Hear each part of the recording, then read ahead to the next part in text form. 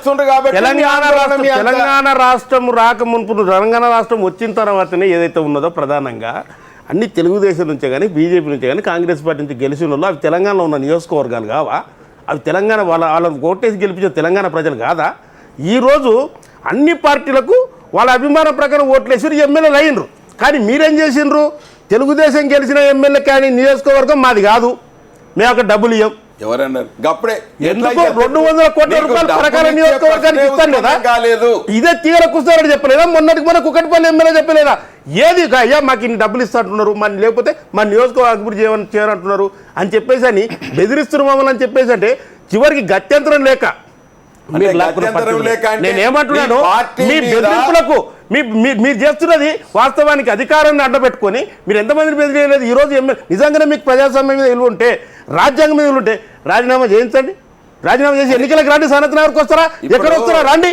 మీరు ఇవన్నీ మాట్లాడకుండా ఉన్నోళ్ళంతా సత్రం అనుకున్నట్టు అనుకుంటాం మేము. మీరు ఎంతమందిని బెదిరిస్తున్నారు? ఈరోజు నినాక మన ఖమ్మం జిల్లాలోనే ఈరోజు పత్రికలో వచ్చింది ఎంపీటీసీ భర్తకు విపరీతమైన బెదిరింపులు. ఈరోజు ఎవరిని మీరు చేయండి, ఎవరిని మీరు ప్రలోభాలకు గురి చేయండి. ఈరోజు ప్రజాస్వామ్యాన్ని కూలి చేసి పడేస్తున్నారు మీరు. అమర్ గారు ఒకటే మా సతీష్ని అడుగుతా, ఎందుకంటే వాళ్ళు తెలుగుదేశం ప్రాతినిధ్యం వహిస్తున్నారు కాబట్టి ఆంధ్రప్రదేశ్లో తెలుగుదేశం ఉన్నది. తెలుగుదేశం అక్కడ ఏం జరుగుతుందో చెప్పు. అక్కడ మంత్రి పదవులు మళ్ళీ అంటావు కదా, మంత్రి పదవి అయితే రాష్ట్ర రాజధాని నిర్మాణంలో అధికార పార్టీ ఉన్నది, దాంట్లో కలిసి పనిచేద్దామని అనుకుంటున్నారు. మంత్రి పదవి ఆశపెట్టి చేరిండంటే ఏ ఆశతోటి చేరిండు కాబట్టి నేనేమంటున్నాను ఎస్పీవై రెడ్డి గారి విషయానికి వచ్చిన వైఎస్ఆర్సీపీ ఎమ్మెల్యే విషయానికి వచ్చిన చంద్రబాబు నాయుడు గారు మంత్రి పదవిని ఇస్తారని రెండేళ్ళు పిలవలే. కానీ మీరు మంత్రి పదవి ఇస్తారని తలసాని శ్రీనివాస్ యాదవ్ మీకు నిజంగానే ప్రజాస్వామ్యం మీద విలువ ఉంటే, రాజ్యాంగం మీద విలువ ఉంటే రాజీనామా చేయించండి. తెలంగాణలోనే మా పార్టీ పటిష్టంగా ఉన్నది. దక్షిణ తెలంగాణ ఉన్నది. ఇలా తెలంగాణను అన్ని రంగాలలో అభివృద్ధి పరచాలంటే వాళ్ళ పార్టీలో పార్టీ తెలంగాణలో బట్టగట్టది అనేటువంటి సుధాకర్ రెడ్డి గారు పీపుల్ విల్ డిసైడ్ అండి. ఓడలైన సందర్భాలు దేశంలో ఇందిరాగాంధీ మొన్న మీరు వరంగల్ అంత మెజార్టీ వచ్చిందంటే ఊరికి అనుకున్నారు. వరంగల్ ఎందుకు పెట్టారో మీకు తెలుసు, కేసీఆర్ గారికి తెలుసు బాగా.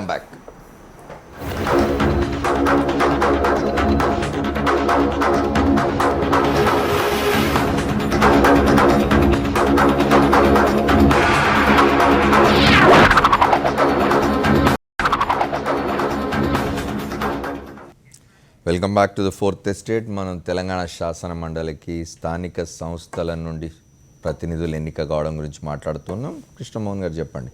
ఇంతకుముందు వేణుగోపాల్ రెడ్డి గారు చెప్పినారు, తర్వాత సుధాకర్ రెడ్డి గారు చెప్పినారు.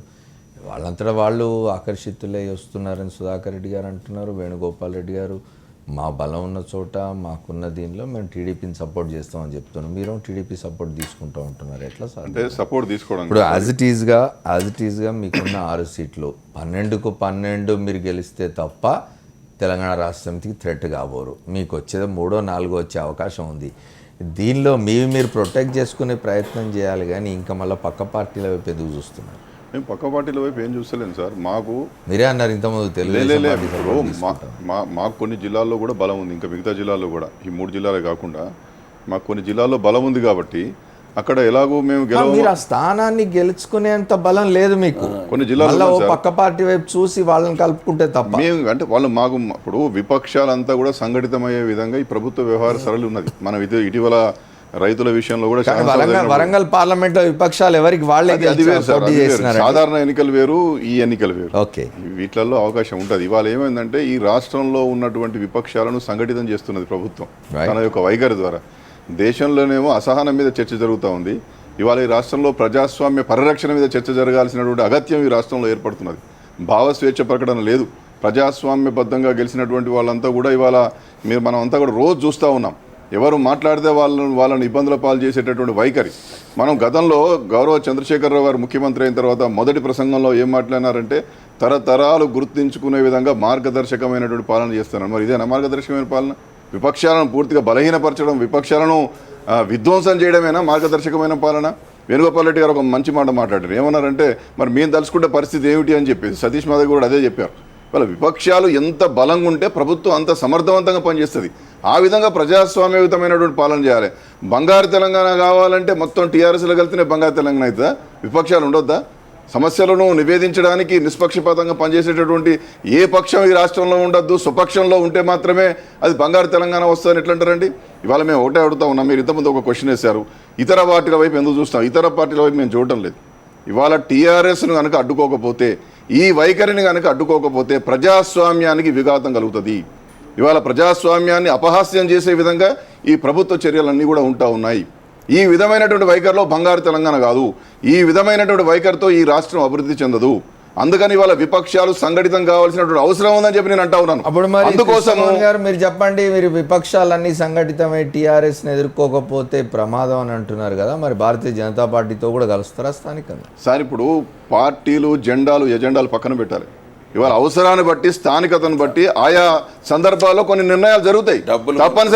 తప్పనిసరిగా నేను ఏమంటున్నానంటే జెండాలు ఎజెండాలను పెట్టి ప్రజాస్వామ్యయుతమైనటువంటి పాలన కోసం ప్రజాస్వామ్యంలో విపక్షాలు తమను తాము కాపాడుకోవడానికి సంఘటితం కావాల్సినటువంటి అవసరం ఉంది.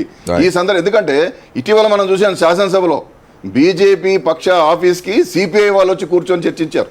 రైతుల పక్షాన జెండాలు ఎజెండాలు పక్కన పెట్టి ఈ రాష్ట్రంలో ఉన్నటువంటి రైతాంగాన్ని కాపాడుకోవడానికి విపక్షాలు సంఘటితమయ్యాయి. ఆ విధమైనటువంటి సంకేతంతో, సందేశంతో ఇవాళ విపక్షాలు ఏకం కావాల్సినటువంటి అవసరం ఉందని చెప్పి ఒక భావన కొనసాగుతూ ఉంది. అది ఏ మేరకు ముందుకు సాగుతా అనేది, ఎందుకంటే ఇప్పటివరకు అయితే మేము పలానా పార్టీతో పొత్తు పెట్టుకుంటాం అనేటువంటిది ఇవన్నీ కూడా ఊహాజనితమైనటువంటిది. దిగ్విజయ్ సింగ్ గారు చాలా స్పష్టంగా ఏ పార్టీతో పొత్తు ఉండదో మా పద్ధతిలో మేము ముందుకెళ్తాం అనేటువంటి మాట చెప్పారు. రేపో మాపో సమన్వయ కమిటీలో ఇంకా సుదీర్ఘంగా చర్చలు చేస్తాం. కానీ ఇవాళ ఈ రాష్ట్రంలో మీకు నారాయణ ఖేడ్ ఇంకో పరీక్ష కాబోతున్నారు. తప్పనిసరి ఇవాళ అదే అంటున్నాం సార్. ఒక శాసనసభ్యుడు మరణిస్తే కూడా అక్కడ పోటీ పెట్టి ఒక కొత్త సంప్రదాయానికి వారు తెరదీస్తూ ఉన్నారు. ఒక గౌరవం, ఒక మానవతా దృక్పథం, ఒక సీనియర్ పార్లమెంటేరియన్ ఒక శాసనసభ్యుడు మరణిస్తే కూడా ఆయన కొడుకు ఇచ్చి యునానిమస్ చేయొచ్చు కదా. అక్కడ కూడా రాజకీయం మార్గదర్శకం అంటే ఇదే మార్గదర్శకం. విపక్షాలు ఉండొద్దు. ఆయన మరణించినటువంటి సందర్భంలో కూడా ఒక ప్రజామోదమైనటువంటి నాకు 4 సార్లు 5 సార్లు శాసనసభ్యులుగా గెలిచినటువంటి వ్యక్తి మీద కూడా మేము పోటీ పెడతామని చెప్పేసి నారాయణ ఖేడ్ మీద ఈ రాష్ట్రంలో ఏ శాసనసభ నియోజకవర్గం మీద లేనటువంటి ప్రేమను ప్రదర్శించి 100 కోట్లు కేటాయించి అక్కడ ఎన్నికల్లో ఏ విధంగా నేను గెలవాలనే ప్రయత్నం చేస్తా ఉన్నారు. కాబట్టి ఇలాంటి 100 కోట్లు కేటాయిస్తే కాన్స్టిట్యుయెన్సీకి లాభం జరుగుతుంది సార్, జరగాలి. కానీ ఏనాడు జరగలేదు. కనీసం ఆ రూపేణానన్నా కాన్స్టిట్యుయెన్సీకి న్యాయం జరుగుతుంది. అభివృద్ధి అనేటువంటిది రాష్ట్రంలో అన్ని నియోజకవర్గాల మీద సమానంగా చూడాలి. ఎన్నికలు ఉన్నాయని చెప్పి దాని మీద ఎక్కువ కోట్లాది రూపాయలు ఇవ్వడానికి గల కారణం ఏమిటి? ఎన్నికల్లో గెలవాలనేటువంటి ఉద్దేశమే కదా. కాబట్టి ఇవాళ నేనేమంటున్నానంటే నా వ్యక్తిగతమైన అభిప్రాయం ఏంటంటే ఇవాళ టీఆర్ఎస్ మా ప్రధానమైన శత్రువు. ఎందుకోసం అంటే ఈ రాష్ట్రంలో ప్రజాస్వామ్యాన్ని కాపాడుకోవాలి. దేశంలో ఇంటాలరెన్స్, అసహనం మీద ఏ విధంగా అయితే చర్చ జరుగుతుందో, రాజ్యాంగం మీద దాడి జరుగుతుందని ఏ విధంగా చర్చ జరుగుతుందో, ఈ రాష్ట్రంలో ప్రజాస్వామ్య పరిరక్షణ కోసం విపక్షాలు సంఘటితం కావాలనేటువంటిది నా యొక్క వ్యక్తిగతమైన అభిప్రాయం.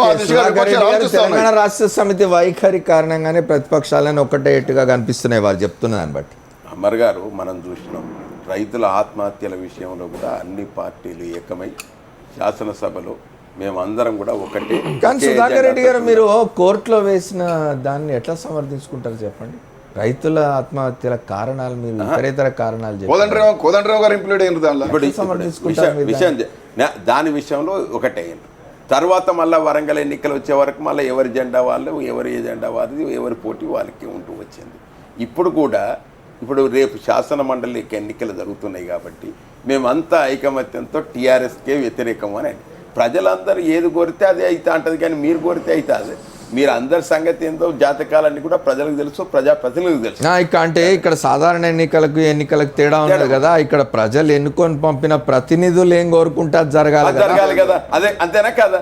ప్రజాప్రతినిధులు ఏది కోరుకుంటే అది జరగవలసినటువంటి అవసరం ఉంటాయి. వాళ్ళు ఏం కోరుకోవాలి? వాళ్ళు ఏ పార్టీ తరఫునైతే ఎమ్మెల్సీ స్థానిక సంస్థలకు గెలిచి వచ్చారో ఆ పార్టీలకు సపోర్ట్ గా నిలబడాలి కదా. అని ఆ పార్టీలకు సపోర్ట్ గా నిలబడేటువంటి ఇన్ని మాటలు ప్రజాస్వామ్యం గురించి మాట్లాడుతున్నటువంటి మా కృష్ణమోహన్ మరి రంగారెడ్డిలో పోయినసారి ఎన్నికలలో ఏమైందే?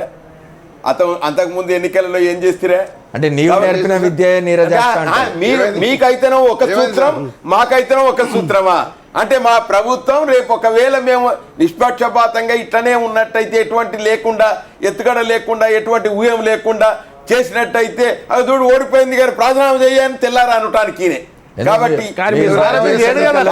ఈ రకమైనటువంటి ధోరణి ఉండదు. రాజీనామా చేయమని 5 ఏళ్లు మీరు పరిపాలన చేయడం కోసం కాదు అమర్ గారు, మీరు అమర్ గారు రేపు ఒకవేళ మేము పెట్టిన క్యాండిడేటే ఓడిపోతే మాత్రం ఇదే రకమైన ధోరణి ఉంటా అంటది. కాబట్టి ఆ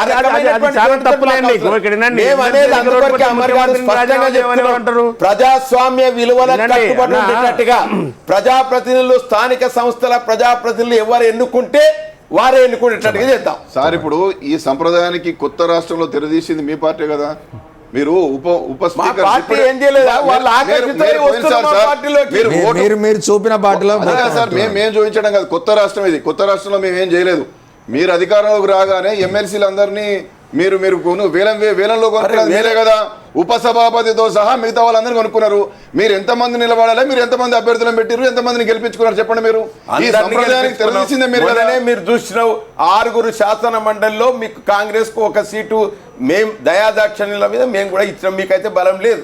అయినప్పటికీ కూడా మేము 5 గెలుచుకుంటామన్నాం.